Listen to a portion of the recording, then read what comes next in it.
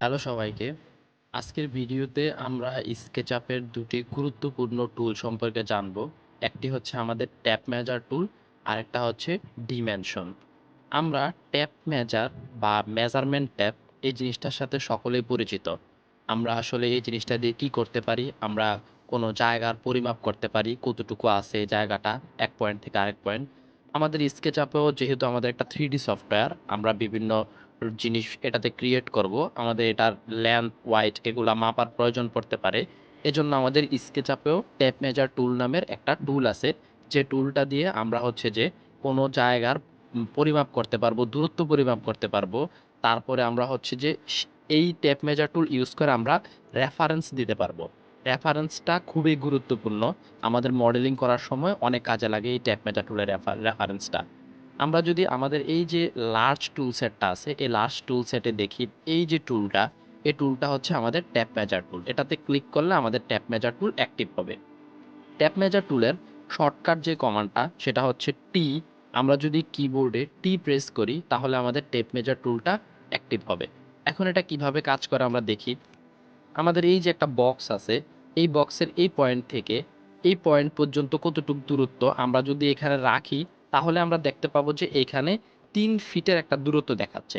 অথবা আমরা যদি এখানে ক্লিক করি, ক্লিক করলে আমাদের এই যে ডান দিকে নিচে লেন্থ 3 ফিট দেখাচ্ছে। এভাবে হচ্ছে যে আমরা এই জায়গাটার দূরত্ব সম্পর্কে জানতে পারবো।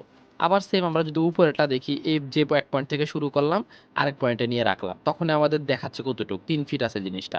আবার আমরা যদি নিচে লেন্থের দিকে তাকাই, তখন আমরা দেখতে পাবো যে এখানে দূরত্বটা 3 ফিট। এখন আমরা দেখি যে কিভাবে আমাদের এটা দিয়ে রেফারেন্স নিতে পারি। আমরা ট্যাপ মেজার টুল অ্যাক্টিভ করলাম, টি প্রেস করে আমাদের এই যে অ্যাক্সিসটা আছে, গ্রিন অ্যাক্সিস, এটাতে একটা ক্লিক করলাম। ক্লিক করে আমরা এখান দিয়ে ডান দিকে আমাদের রেড অ্যাক্সিস বরাবর একটা লাইন নিয়ে যাচ্ছে। এখন আমরা লাইনটাকে একটা পয়েন্ট পর্যন্ত ক্লিক করলাম।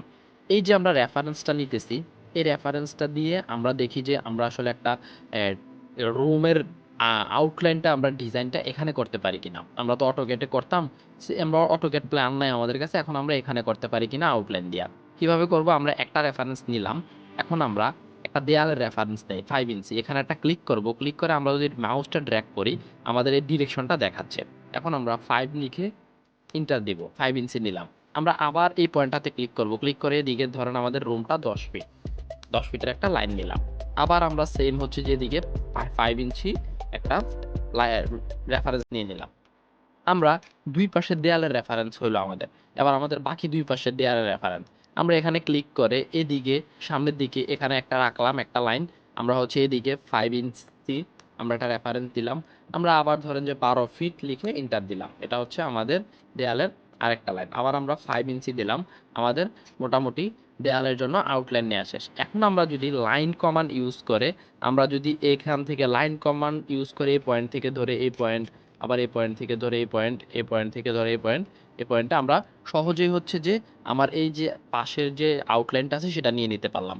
আমরা এখানে আবার হচ্ছে যে অফসেট টুল ইউজ করে আবার এখান থেকে 5 ইঞ্চি এখানে অফসেট করে দিলাম, শেষ। আমরা এভাবে হচ্ছে যে আমাদের একটা দেয়ালের আউটলাইনটা পাইতে পারি। আমরা এটা থেকেও এখন এটাকে যদি আমরা পুশ পুল করে উপরের দিকে উঠাই দেই, আমরা একটা রুমের মতো কিন্তু আমরা আউটলাইনটা এখানেই ক্রিয়েট করে ফেলতে পারলাম।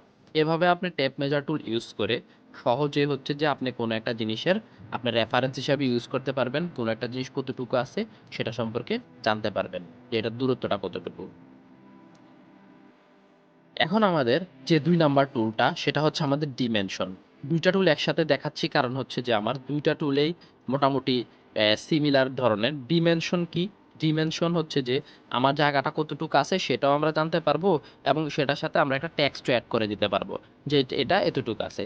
এখন আমরা এই বক্সগুলা কতটুকু আছে সেটাও যদি দেখতে চাই, আমাদের এই যে লার্জ টুল সেট, এই টুল সেটের এই যে টুলটা, এটা হচ্ছে আমাদের ডিমেনশন টুলটা এটা। এখন আমরা এখানে ক্লিক করলাম। ক্লিক করে আমাদের এই পয়েন্ট থেকে এই পয়েন্ট কতটুকু আছে সেটা জানবো, আর আমরা একটা টেক্সট লিখে দিব যে এই পয়েন্ট থেকে এতটুকু দূরত্ব। একটা ক্লিক করলাম। সেকেন্ড পয়েন্টে আরেকটা যখন ক্লিক করব, সামনের দিকে নিয়ে আসব বা উপরের দিকে নিতে যাব, তখনই আমাদের হচ্ছে যে পরিমাপটা দেখাবে যে এখানে জায়গা আছে 3 ফিট। আবার সেম যদি আমরা ইউজ করতে চাই, এখানে ক্লিক করে আমরা হচ্ছে যে এ হচ্ছে ফার্স্ট পয়েন্ট, এ হচ্ছে নিচের একটা পয়েন্ট, তারপর আমরা যদি এইখানে রাখি, তাহলে আমরা দেখতে পাবো যে এখান থেকে এখানে হাইটটা কতটুকু আছে, 3 ফিট। ডিমেনশনটা আপনি এভাবে ইউজ করতে পারবেন। আমাদের মাঝে মাঝে অনেক লেআউট দেয়া লাগতে পারে। কখনো আমরা ধরেন যে ইন্টেরিয়রের কোনো কিছু করছি বা কোনো একটা জিনিসের পরিমাপ দেয়া লাগে। আমরা AutoCAD এ গিয়ে তারপর ওখান থেকে হচ্ছে যে আমরা জিনিসটা দেওয়ার থেকে আমার এই যে ডিমেনশনটা আছে, ডিমেনশন ব্যবহার করে আমি এখান থেকে মাপগুলা দিয়ে আমরা 2D গ্রাফিক্সে এক্সপোর্ট করে দিতে পারবো। এটা হচ্ছে আমার ডিমেনশনের কাজটা। আমাদের এই ডিমেনশনের সাথে যুক্ত আমাদের আরেকটা টুল যেটা সম্পর্কে আমরা জেনে নেই। আমরা একসাথে এই ৩ টা টুল সম্পর্কে জেনে নিতে পারি। সবগুলাই প্রায় কাছাকাছি একসাথে। আমাদের এই টুলটা হচ্ছে যে আমাদের এই যে টুলটা, এই টুলটা হচ্ছে টেক্সট টুল।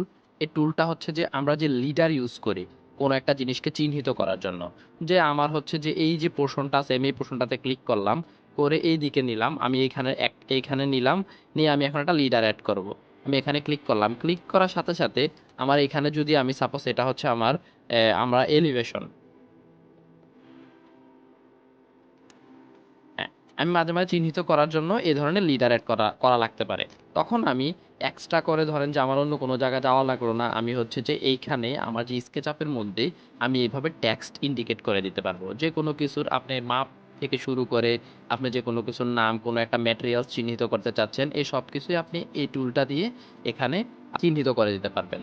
আমরা যে ৩ টা টুল দেখিয়েছি, ট্যাব মেজার টুল, ডিমেনশন আর হচ্ছে ট্যাক্স। আশা করি এই ৩ টা কিভাবে ব্যবহার করতে হবে, কোন জায়গায় ব্যবহার করতে হবে আপনারা বিষয়গুলা বুঝতে পারছেন। নিজেরা প্র্যাকটিস করলে আরও জিনিসগুলা হচ্ছে যে আয়ত্তে চলে আসবে। সবাইকে ধন্যবাদ। আল্লাহ হাফেজ।